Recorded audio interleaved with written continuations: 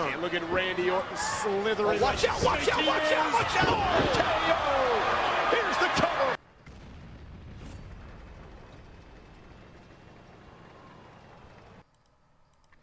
Hey, what's up everyone, and we're back here today with the vid as promised, if you've seen on Twitter, but we're going to be looking at, as the title suggests, the WZ-111 5A, which is one of my actually favorite heavy tanks in the game, to be fair.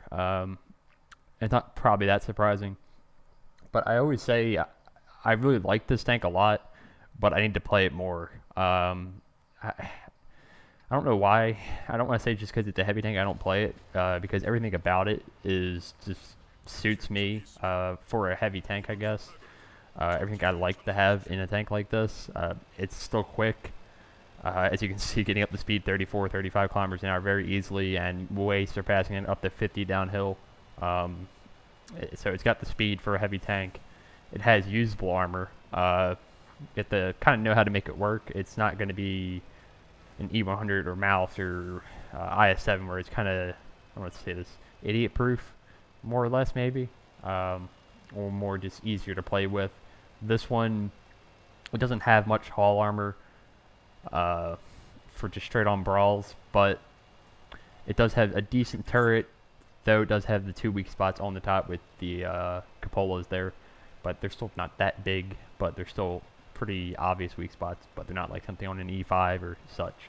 But it's still enough to make it work, and especially when you give the fact that it's actually a Chinese tank with gun depression, which is very nice, and the DPM on this thing is just monstrous. It is disgusting. If you didn't know, this has got, I think, yeah, I know it has 490 alpha, and it's got much better gun handling than something like the IS-7 does, as you can see. So it kind of trades that armor for better gun handling. It's still not the best. It's a heavy tank, but the aim time, everything like that is quicker, and it's a overall more well-behaved gun that it can still have its issue.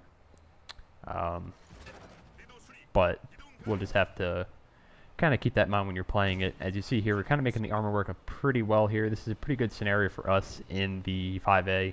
We're on cliff, which if there is arty in this game, usually in this middle area, can be pretty much suicide, but there's no arty in this game. So we get to use this ridgeline, and this ridgeline is pretty perfect for this tank, honestly. We have enough gun depression to make it work. We did eat a couple shots trading with the 432, but I will take that, at least 2 shots. Past that, it's pushing it. But you can see here, we're just in perfect call down position with this tank. And in a meal 2 at this range, I have very little faith that he's going to hit my cupola, especially when I'm using the full extent of my gun depression. So, ideal situation for this tank so far. But there you see, a little bit derpy of a gun. It's a little low in the AP rounds. The AP rounds only have, I think, 250 pen. But I believe the heat rounds are pretty disgusting. They have about, I think 330, 340. I think it's 340 on the heat rounds for these things, which is pretty filthy as far as heat rounds go. So you do see those get flung out quite a bit, but these two videos, I don't think I use it very much. Second game I used it a little bit, but I had no issues with that. So this game is actually from this week, this first one with crossplay, so taking on the PS4 plebs. Kidding. But this is going to be pretty much a very quick hitter of a game. It's not going to be like one of the long drawn out games, but you can just see the DPM on this thing is just, it's tasty. It is so nice. That's what I love about it, is just, well, not when you roll 403, but that 490 alpha let me just look at the reload here in a couple seconds. I haven't really been paying attention to it. Yeah, 8.86 seconds. That's disgusting. Absolutely filthy. And we're just being able to put the shots down range every time we have one in the barrel this game, and you can just see how quickly damage can rack up for this tank. And right here, we're in a little bit of an awkward spot, but now we're trying to create that crossfire, even if it's kind of a small one. So we take out the 4202, and now that the SU is fired and the other tank down there, the stockade, is fired, I'm going to go down. I'm going to ram the SU. Pretty aggressive play here. The mouse is definitely going to look at me. I'm going to try to kill him, ram him. I was hoping to use him as cover and not push him out of the way, but unfortunately We hit him on the rear ends, so it kind of spins the SU out, and the mouse is able to put a shot into us, but then we're going to face hug the mouse using our turret, low profile, and just get real close to him, and there we go, nice bounce on our turret face for no problem as we just out-brawl the mouse. Even though he has more armor, we had the mobility and a low profile on this tank to just pretty much abuse him. And we have the same alpha, but I have a much better reload than him, and you can see this is just a steamroll of a game, but we're already up to 6,200 damage, and at this point we're going for the 200 IQ plays with loading HE because the Emil 1 is pretty lightly armored on the sides, and this is kind of a risk if he's looking this way because we won't pen from the front, but I'm trying to take the widest angle possible, and sure enough he's not looking that way, so we put one in for him, like 650 damage, light him on fire, a little bit of that, and a little bit of ramming damage as well, and absolutely just demolish that poor tier 8, bringing our damage total up to 7,300 in a very quick 15-1 game on Cliff. So again, the DPM is just disgusting when you can make the gun sing on this thing. Absolutely love it, and again, like I said, I need to play it more as we do pick up the ace on this, which is kind of surprising because a lot of good players use this tank. From what I understand, it's a little less prevalent in stuff like, I guess, the Super Kong, stuff like that, but this tank is absolutely just, it's so good if you know how to make it work. It's probably not one of the most user-friendly tanks, because again, it's not very well armored, so you can't really rely on the armor too much for a heavy tank, but if you can use it more like a medium almost, you can make it work pretty damn well most of the time. And then that's what I love, because I love mediums also that have gun depression and stuff like that, so it's no surprise that the 5A is another favorite of mine for a heavy tank. So second game we're going to look at on Sand River actually, and this time we're actually in a platoon. This is a little bit of an older replay, but the final score is very nice for even being in a platoon. This was a very nice game as we're with Swindle and platoon with Petty, who's again playing crap tanks as usual in the AMX 54. If you guys don't know, Petty's actually started a YouTube channel. I will link that below and go check him out. A little shout out there. He's been putting out a lot of content lately, especially if you like some light tank stuff. Check him out, especially with the Tusk. It's disgusting, but highly recommend going to check him out. He's just started the channel and started doing commentary as well, so hopefully a couple of you guys will go check him out and give him a shot as well if you want some more content. So again, another map that's pretty good for this. Again, it helps that there is again no squares, so we're gonna have free range of movement here.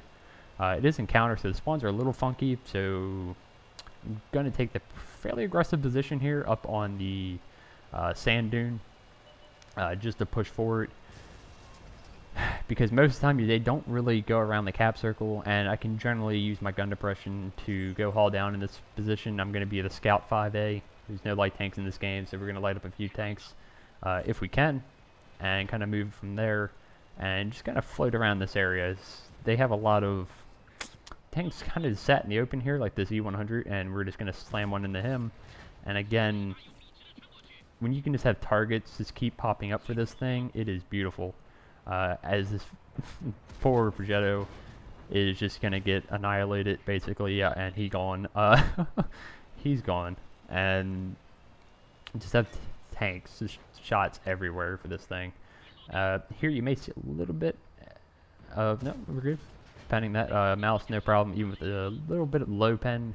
That is kind of one negative about this thing, again, minus the kind of weak hull armor, is the AP rounds are only about 250 pen again, so yeah, you're not going to pen everything. You may need heat more often than not for some of those super heavies, but stuff like a 57 heavy shouldn't necessarily be a big issue, especially if you found another position like this. Very strong. I'm only showing my turret at this point. I don't really need to show anything besides that, and again, another very low roll there, 396. It's disgustingly low. It's almost 100 below average, and another shot into the mouse. And honestly, I was I think, debating switching to heat at this point because I'm running out of. Yeah, here we go. running out of chances or running out of luck a little bit with the pens on the mouse. They are orange because he is angled ever so slightly, but that one does ring true and goes in to finish him off for a first kill. So far, like I said, the targets has just been consistently popping up in front of our gun and putting ourselves in the best position to take advantage of that. And I don't know what that mouse was doing crossing up on that hill, but we're going to take advantage of his misplay to make it work for us. So this thing, I definitely need to play it more. Again, heavy tanks are just, I find kind of lack of motivation to play them. If we do eat our first shot of damage for that game, as that poor SU just gets freaking obliterated by me and Petty. A little bit of payback, you want to shoot me? Okay, delete it. And then we're getting turned around. Unfortunately bounced, it wasn't fully aimed. Trying to help Swindle out. He's getting pushed by 57 heavy. It was an E3, but now he should be fairly safe. This is going to be where we're going to have to probably load heat against the 279E. We're not going to pen him frontally. Even slightly angled like that, it's going to be very, very difficult. But if he does stuff like this, where he goes fully side on, yeah, we have no problem. And again, we can put another shot into him, bringing our damage up to 4,200 now. And there's still a lot of hit points left on the board with some E100s and Jaegerus and such, and a full health 705. So now they've given up the control of this bowl, which is very questionable. That's a very questionable bounce as well, just like that. Generally, you'd like to have some of their tanks where I'm at right now to begin with, but they didn't send anybody here. So basically, we get free reign of this entire central area, which is a very, very, very strong position to be at. And this gives you a lot of free shots. We put that one into him. Probably overexposing ourselves a little bit there, so we do get shot in return. We have to go really far forward now because the Jaeger is pushing up. Don't want to get shut down by him. Unfortunately, he does shut down Petty. But we'll get that Jaeger in a minute. We have an E100 to deal with right now on full health, and now I have the heat rounds loaded. The Badger's AFK. I'm trying to shoot the fuel tanks. I know right where they're at. The E100's backing off massively. Usually I would focus the E100, but for some reason he's just completely backing off and just letting the Badger die. I know he's Badger's AFK, but yeah, he's not even taking advantage of us shooting, so a little questionable on his part. But now we have those nice juicy 340 meter heat rounds, and yeah, that angle, not that uncommon, that's going to bounce. Here, I don't want to go in quite yet because I'm just a little worried that the other E100 is not going to focus our E100. And there he just gets absolutely annihilated between me and I think a couple other tanks. And we're just going to do a little drive-by with the heat rounds and slam it into his turret and get our 4th kill of the game, bring us just shy of 7k so far. And now we just have the 2 tier 8s who have been doing work, but they're still tier 8s, and I'm not that worried about that at this point, especially when I know right where they're at. My real concern is to get rid of this Jaegeru and then just finish off the tier 8s, but we don't want to just give away our hit points. And we're technically possibly a one-shot for the Jag here, so kind of being semi-careful in this situation. I see the 4202B to my left. The Dragon is up on the hill. I don't think either of those really have too well of a good shot on me. And at this point, we're just going to put another round right into the Jaeger's cupola and move on with our merry way to go hopefully put a round into this Dragon because he's still on full health. We're already up to 7,600 damage, believe it or not. Again, if you can keep this gun ringing, it's just, poof, the damage can rack up so damn quickly. And we put one into him, give him a nice little love tap there. And before we're able to put another round into him, our E100 finishes him off. So we're already up to nice 8,500 damage. And at this point, I think I was asking, can I get the top gun? But unfortunately, I let it slip that I was on 8.5k. So Swindle's not going to let me get this top gun. He's, yeah. I don't know if I'd blame him. But regardless, this has been one hell of a game. We also actually picked up a nice bit of assisted as well. I just noticed that 1,700. Again, the 5A is almost like a heavy medium kind of tank, so you can find yourself picking up assisted on occasion, but that's not obviously the main way you're going to ever do that. Probably most of it is tracking. Now look at the score up there in the right hand corner, but look at the stats for that last game, and yeah, shocker. 1900 base in a tier 10, which is always very, very nice. 5 kills, 8500 damage, which is disgusting, especially for a 3-man platoon. And we actually hit 24 or 25 shots, 18 pen. Shot at their tier 8s who did pretty well as well, but they're tier 8, so unfortunately they couldn't really win that one. And yeah, hope you guys enjoyed. I won't have anything for the next week or so, and until then, I will catch you later. See ya. Peace.